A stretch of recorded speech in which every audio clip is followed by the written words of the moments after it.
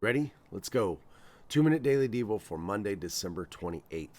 I'm in the Contemporary English Version today, and our verse of the day comes from the book of Psalms, chapter 34, verse 4. Here's what it says. It says that, "Ask the Lord for help, and he saved me from all my fears." This is a psalm that was written by David, and the context of this verse is David had been captured, and in order to get away from his captors, he acted like he was crazy.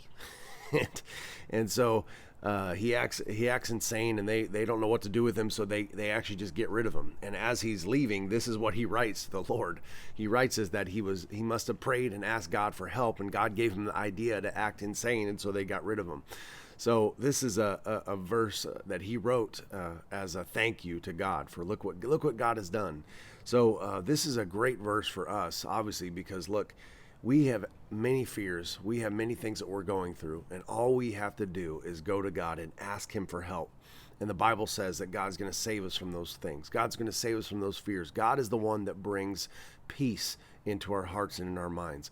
You know, I know there's a lot of fears, a lot of anxiety, a lot of depression, things that people deal with in the world today. And God is always there to comfort us. God is always there to save us from those things. All we have to do is call upon him. He's always there. But a lot of times we tend to use God as a last resort when he should be a first resort. So anytime that you're in trouble, anytime that you're afraid, anytime that you don't know what to do, go to God.